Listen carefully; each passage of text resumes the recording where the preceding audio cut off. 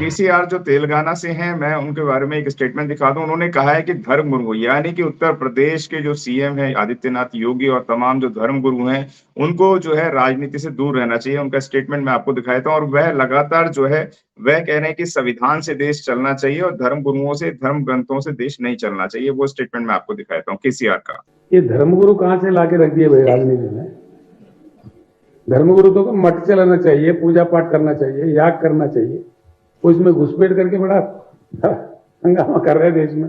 शिक्षा बिल्कुल जितना अच्छा शिक्षा मिले वही बहुत बड़ा प्रॉपर्टी होगा उनके लिए। क्या कहना चाहेंगे इस तरीके के स्टेटमेंट्स को, जबकि धर्मगुरु लगातार राजनीति के पाले में आते जा रहे हैं और इस वक्त वह अपने मठों को छोड़कर संविधान के जो संविधान है, न्यायपालिका है, उन सबके अंदर अपना एंटर करते जा रहे हैं, अपना रुख करते जा रहे हैं। तो चमत्कार को नमस्कार ना करते हुए संविधान को सभी लोग नमस्कार करना चाह रहे हैं। क्या कहना चाहेंगे?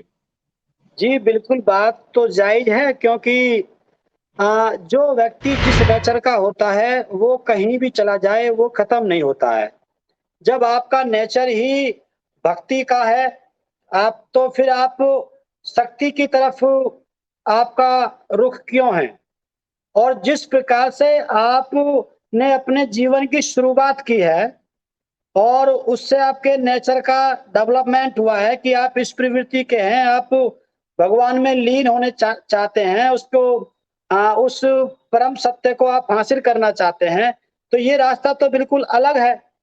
तो कहीं न कहीं आप अपने नेचर को अगर इधर पॉलिटिक्स में चेंज करोगे, तो आप कहीं न कहीं आपके फैसले भी उसी नेचर से प्रभावित रहेंगे।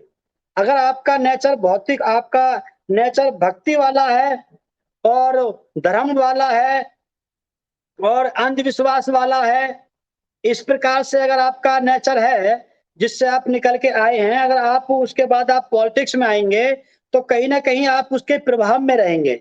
फिर आप अपने फैसले या अपने डिसीज़न, क्योंकि आप एक स्टेट हैं एक तरीके से, आप एक राजा हैं। आप जो है, आपके ज़ुबान से निकला हुआ शब्द एक कानून बन जाता है। लेजिस्लेशन के आप बहुत बड़े स्तंभ हैं। तो अगर आप इस प्रकार के निर्णय लेंगे, तो वहाँ से प्रभावित होकर के तो उसमें कहीं न कहीं अन्य धर्म को मानने वाले लोगों को इस बात से दुःख पहुँचेगा और राजा की ये ड्यूटी नहीं बनती, शासक की ये ड्यूटी नहीं बनती कि ये आपके क्षेत्र में रहने वाला एक भी नागरिक दुखी रहे। तो अगर वो उनको इस प्रकार के डिसीजन नहीं लेने चाहिए कि उनको अपना वापिस जाकर के अपने मठों में बैठना चाहिए, ये बात जायज़ है। इस बात को तो समय-समय पर माननीय बहन जी ने भी, मैंने देखा है, कई बार ट्वीट किया है उन्होंने, बहन जी ने, अखबारों में भी मैंने पढ़ा है कि बहन जी ने कहा है कि योगी जी को अपने मठों में जाकर के आराम करना चाहिए, राजनीति से उनको दूर रहना चाहिए, उनको भगवान में लीन होना चाहिए, क्योंकि अगर वो इधर आएँगे तो कहीं न कहीं उनके इस प्रकार के ये जो फैसले हैं, ये गलत साबित हो सकते हैं, प्रभाव में आ सकते हैं वो। जी, प्रभाव में आ सकते हैं, लेकिन क्या कारण है जो इन लोगों को इस वक़्त मठों में होना चाहिए या उनको मंदिरों में घंटा बनाना चाहिए, वह संविधान की सीढ़ियाँ जो है ब चढ़ने में ज़्यादा विश्वास रखते हैं और यह बहुजन समाज के लिए आपका भी कई बार स्टेटमेंट रहता है और बाबा साहब का इशारा भी था कि पार्लियामेंट की तरफ जाइए, लेकिन 133 सांसद भी बन गए, लेकिन बहुजनों और दलितों का उद्धार नहीं हो पा रहा है। किस तरीके से हो पाएगा उद्धार, वह बताएँ? देखिए, ये जो है भारत के वोटर्स के अंदर जो आस्था है, उसका ये लोग दुरुपयोग कर रहे हैं। जी। पहले ये लोग मंदिर के नाम पे जोड़ते हैं, बाबाओं के नाम पे जोड़ते हैं, लोगों को आस्थावान बनाते हैं। अब फिर उस उनकी उनकी जो आस्था है, वो अपनी जाति का भला भूल जाते हैं, अपने बच्चों का भविष्य भूल जाते हैं, अपना सब कुछ, अपना करियर भूल जाते हैं, अपने देश को भूल जाते हैं। इतने वो लीन हो जाते हैं, इतने आस्थावान हो जाते हैं, इतना उनको हिप्नोटाइज़ कर लिया जाता है इन चीज़ों के माध्यम से कि फिर उन लोगों को, जिन लोगों ने उनको इस तरफ किया है, इस फील्ड में लाए हैं, फिर उन लोगों को राजनीति में उतार करके, उनसे वोट डलवा करके, उसके बाद में वो अपने साथ अपनी सत्ता हासिल करके उसका वो दुरुपयोग करते हैं। और दुरुपयोग करने का उनके पीछे ये नहीं है कि वो संविधान में आस्था रखते हैं या वो संविधान की जय-जयकार कर रहे हैं। उनका तो मंशा है कि पुरानी जो व्यवस्था है उसको लागू कर दिया जाए। भारत के संविधान में इतने अमेंडमेंट कर दिए जाएँ कि ये प्रभावहीन हो जाए। जी। जिस उद्देश्य से इसको बनाया गया था, भारत के संविधान निर्माताओं के द्वारा। तो इनकी मंशा बहुत गलत है। ये भारत के लोगों को ये आस्था के रूप में जोड़ करके फिर उसको वोट में कन्वर्ट करके उसका दुरुपयोग करना चाहते हैं। कहीं न कहीं ये भगवानों का भी शब्दों का भी दुरुपयोग कर रहे हैं। तो मेरा उनसे भी निवेदन है जो ऐसा करते हैं कि दुनिया से जाना सभी को है, सभी को मरना है, सभी को जाना है। ऐसे काम कभी नहीं करने चाहिए जिससे मानव जगत को नुकसान होता हो। आप जी, आप अपने 10, 20, 30 साल की ज़िंदगी में ऐसे काम ना करें कि आपकी बिरादरी सभी बिरादरी की दुश्मन बन जाए और आप भी ऐसे काम ना करें कि मानव जगत को आगे चल कर के बहुत बड़ा नुकसान हो जाए। पता नहीं कौन कहाँ पर किसके कर्म कहाँ किसको मिल जाएँ, तो ऐसा कभी भी नहीं करना चाहिए। मैं उनसे भी निवेदन करता हूँ। बाबा साहब डॉक्टर बी आर अम्बेडकर ने जब संविधान बनाया तो संविधान में उनको उनको तमाम लोगों ने कहा कि आपने अपने लोगों को वोट का अधिकार तो दे दिया लेकिन इस वोट के अधिकार को हम लोग आराम से खरीद लेंगे। लेकिन बाबा साहब ने भी कहा था कि मेरे समाज के लोग जिस दिन इस वोट के अधिकार की ताकत को जान जाएंगे, उस दिन वह आपको अश्क से फर्श पर लाने में कतई नहीं छोड़ेंगे। तो क्या लगता है 2024 के चुनाव में अभी लोग समझ गए हैं क्योंकि जिस तरीके से प्राइवेटीकरण तेज़ी से बढ़ रहा है, जिस तरीके से रोज़गार नहीं है, शिक्षा नहीं है, तो क्या अभी भी लोग वोट का अधिकार समझ पाएँगे? क्या कहना चाहेंगे सर?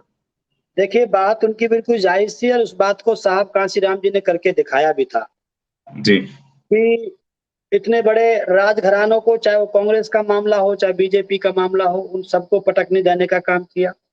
जी, जो बिरादरियाँ उनके साथ थी, उनको बहुजन के नाम पर साहब कांशीराम जी ने बाहर निकाला और बाहर निकाल कर के अपनी सत्ता बनाई और सत्ता बनाने के बाद में जिन बिरादरी को कोई पूछता नहीं था, उस बिरादरियों के लोग सीएम बनने लगे, ओबीसी समाज के लोग।